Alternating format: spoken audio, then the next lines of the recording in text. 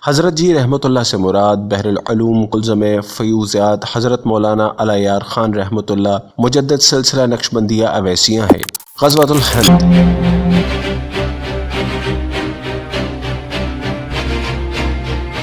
حج پر جاتے ہوئے فلائٹ نہ ملنے کی وجہ سے حضرت جی رحمۃ اللہ علیہ نے 19 دسمبر 1970 عیسوی سے 24 جنوری 1971 تک کراچی میں قیام کیا۔ اس وقت ماڑی پور ایئر بیس میں بھی حلقہ ذکر قائم ہو چکا تھا۔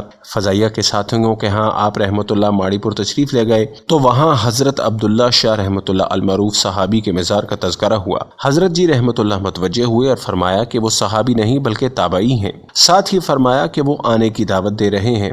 حضرت جی رحمۃ اللہ کا یہ معمول رہا کہ مشائخ یا ان اہل اللہ کے سوا جو راہ سلوک میں آپ رحمۃ اللہ کے ساتھ رہے کسی کے مزار پر نہ جاتے، لیکن ماڑی پور والے حضرت عبداللہ شاہ رحمۃ اللہ وہ ہستی ہیں جن کی طرف سے دعوت ملی تو احباب کے ہمراہ ان کے مزار پر تشریف لے گئے۔ آپ رحمۃ اللہ علیہ نے ان کی غیر معمولی طویل قبر کی اس حصے کی نشاندہی کی جہاں حضرت عبداللہ شاہ رحمۃ اللہ مدفون ہے، اور فرمایا کہ ان کا قد معمول سے قدر طویل ہے لیکن سر کی سمت قبر کو بلا جواز طول دے دیا گیا ہے۔ حضرت جی رحمۃ اللہ نے یہ بھی فرمایا کہ یہ اپنے دور کے جید اولیاء کرام میں سے تھے۔ آپ رحمۃ اللہ نے حضرت عبداللہ شاہ رحمۃ اللہ سے دریافت کیا، حضرت یہاں کیوں تشریف لائے ہیں؟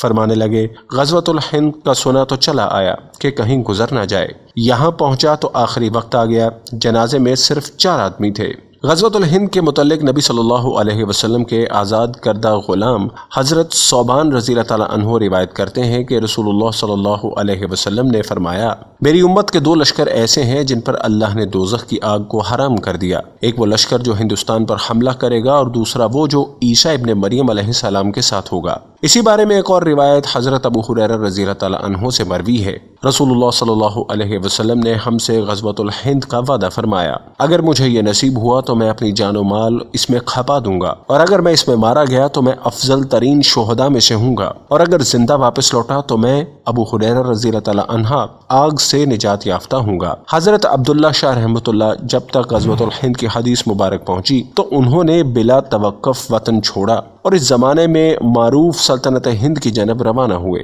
مبادا اس غزوہ میں شرکت کے اعزاز سے محروم رہ جائیں جس پر آقائے نامدار صلی اللہ علیہ وسلم نے بلا حساب جنت میں داخلے کی بشارت دی تھی۔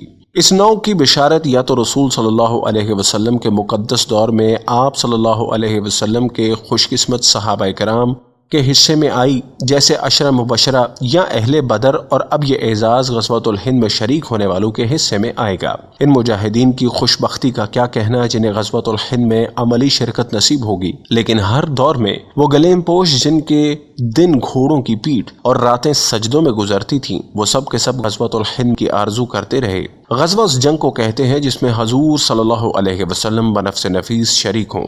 عجیب بات ہے کہ اس غزوہ کو رسول اللہ صلی اللہ علیہ وسلم کے بعد وقوع پذیر ہونا ہے، اور عجیب تر یہ ہے کہ شریک ہونے والوں کو جنت کی بشارت ہے حساب کتاب کے بغیر، اور حضور صلی اللہ علیہ وسلم نے یہ بھی ارشاد فرمایا کہ ہند کے ساحلوں سے آپ کو ٹھنڈی ہوا آتی ہے۔ ایک مرتبہ حضرت امیر مکرم مولانا محمد اکرم آوان رحمۃ اللہ کی موجودگی میں عالمی شہرت یافتہ ایک عالم نے کہہ دیا کہ غزوۃ الہند کے متعلق احادیث میں لفظ غزوہ صرف اصطلاحاً استعمال ہوا ہے۔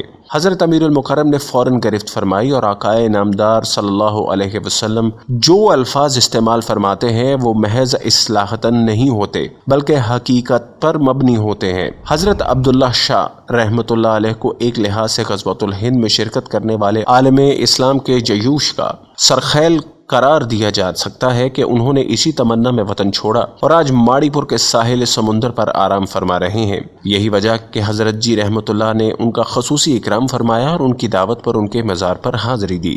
حضرت جی رحمۃ اللہ کے اسی دورہ میں احباب نے غزوۃ الہند کے متعلق سوال کیا کہ یہ کب پیش آئے گا، تو آپ رحمۃ اللہ نے فرمایا کہ دیکھ لو۔ اس وقت احباب نے مشاہدہ کیا کہ اس غزوہ میں شرکت کرنے والے جیوش مختلف اقوام عالم سے ہیں، ان کے لباس مختلف ہیں، مختلف نسلیں اور مختلف خلیے ہیں، لیکن سب میں ایک قدر مشترک ہے کہ وہ غزوۃ الہند کے بارے میں آقائے نامدار صلی اللہ علیہ وسلم کے فرمان کے پیش نظر جذبہ شہادت سے سرشار بلا امتیاز ملک و قوم اس میں شریک ہیں۔ 1972 میں حضرت جی رحمت اللہ کراچی کے دورے میں تشریف لائے تو انہی دنوں روسی بحریہ کا ایک ٹرالر کراچی کے ساحل پر کچھ فاصلے سے کھلے سمندر میں پراسرار طور پر لنگر انداز تھا۔ یہ بات زد عام تھی کہ یہ ٹرالر ایک گمشدہ روسی آبدوز کی تلاش میں ہے جو 1971 کی جنگ میں دشمن کی معاونت کے لیے آئی لیکن یہاں غرق ہو گئی۔ روسی جہاز کی پاکستانی سمندروں میں موجودگی کی وجہ سے کراچی کے عوام میں خاصی تشویش پائی جاتی تھی اور 1971 کی جنگ کی بازگشت کے طور پر لوگ ایک اور جنگ کی توقع کر رہے تھے۔ حضرت جی رحمت اللہ کی خدمت میں جنگ کے خدشے کا اظہار کیا تو آپ نے فرمایا 1971 کی جنگ کے بعد پاکستان اور ہندوستان کے مابین اب کوئی بڑی جنگ نہیں ہوگی سوائے غزوۃ الہند کے جس میں فتح ہماری ہوگی۔ 1971 کی جنگ کے بعد پاکستان اور ہندوستان کے مابین اب کوئی جنگ نہیں ہوگی۔ حضرت جی رحمت اللہ کو پاکستان کے مستقبل کے بارے میں ذرا بھی شائبہ نہ تھا کہ غزوۃ الہند سے قبل اس پر کوئی بڑی جنگ مسلط نہ کی جا سکے گی، جس کا اظہار آپ رحمت اللہ نے بار بار فرمایا۔ 1980 کے سالانہ اجتماع میں احباب حضرت جی رحمت اللہ کی خدمت میں حاضر تھے۔ اس سے قبل 1979 میں افغانستان پر روس کا بڑا حملہ بھی ہو چکا تھا۔ کرنل گلزار نے اسی روسی حملے کے حوالے سے پاکستان کے متعلق خدشات کا ذکر کیا تو حضرت جی رحمت اللہ نے فرمایا، مراقبے کی حالت میں دیکھا کہ منبر رسول صلی اللہ علیہ وسلم کے دائیں اور بائیں سے مسلسل گھوڑ سوار تیزی سے پاکستان کی جانب بڑھ رہے۔ پاکستان اور افغانستان کے درمیان پہاڑ کی طرح دیوار حائل ہو گئی۔ روسی ٹینک آتے اور ٹکرا کر واپس چلے جاتے۔ حضرت جی رحمت اللہ نے یہ مشاہدہ بیان کرنے کے بعد فرمایا، روس پاکستان پر کبھی حملہ نہیں کرے گا۔ اس موقع پر آپ رحمت اللہ نے مزید فرمایا، پاکستان کی حدیں وسیع ہو جائیں گی، انڈیا کے ساتھ بڑی جنگ ہوگی، کشمیر فتح ہو جائے گا، دلی فتح ہوگا، فاتح جنرل اپنا ساتھی ہوگا۔ اس موقع پر اس قدر خوش ہوگا کہ دل پھٹ جائے گا اور اپنی فتح کو دیکھ نہ پائے گا۔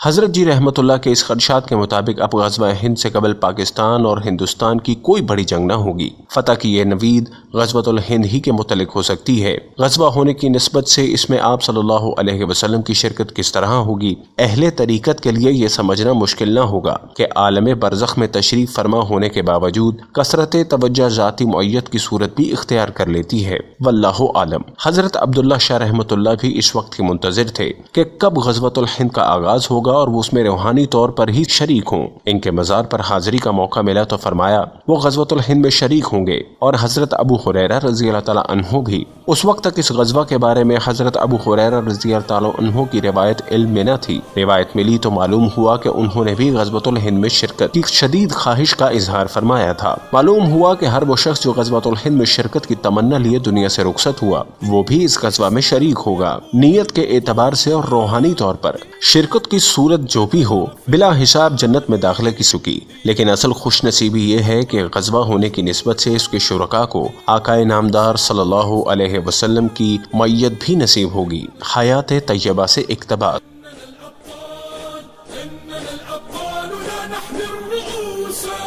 نحن الرؤوس